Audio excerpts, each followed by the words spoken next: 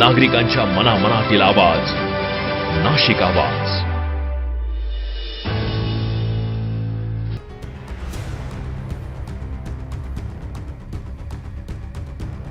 राजकारणात निष्ठा किती दिवस टिकते याचं थेट उदाहरण आज समोर आलं आहे.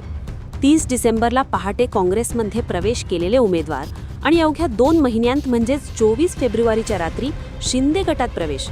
प्रभाग क्रमांक 14 मधून काँग्रेसच्या तिकिटावर निवडणूक लढवलेले आणि पराभूत झालेले दिगंबर नाडे आता काँग्रेसला रामराम ठोकत पुन्हा शिंदे सेनेत जात असल्याची खळबळजनक माहिती समोर येतेय.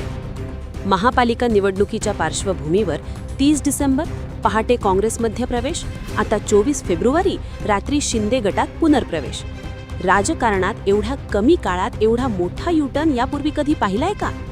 शिवसेना शिंदे गटात उमेदवारी न मिळाल्याने काँग्रेसमध्ये प्रवेश, काँग्रेसच्या तिकिटावर निवडणूक लढवली, पराभव झाल्यानंतर काँग्रेसलाच सोडचिठ्ठी आणि पुन्हा शिंदे सेनेत प्रवेश. हा राजकीय निर्णय आहे की वैचारिक दिवाळखोरी? प्रभाग 14 मध्ये काँग्रेसने 4 पैकी 3 जागा जिंकून बालेकिल्ला अबाधित ठेवल्याचा दावा केला, पण त्याच प्रभागातील काँग्रेसचा उमेदवारच पक्ष सोडतोय. हा विजय की काँग्रेसमधील गळतीचा सार्वजनिक स्वीकार? दुबई वॉर्ड म्हणून ओळखल्या जाणाऱ्या प्रभाग 14 मध्ये आधीच राष्ट्रवादीतील फूट, समाज घटकांचे गणित आणि तिरंगी चौरंगी लढती. आता दिगंबर नाडेंच्या शिंदे गटात प्रवेशामुळे या प्रभागातील राजकारणात नवा भूकंप होणार हे स्पष्ट झालंय. या सगळ्या घडामोडींवर काँग्रेस आणि शिवसेनेकडून अधिकृत प्रतिक्रिया काय येते याकडे आता सर्वांचे लक्ष लागलंय.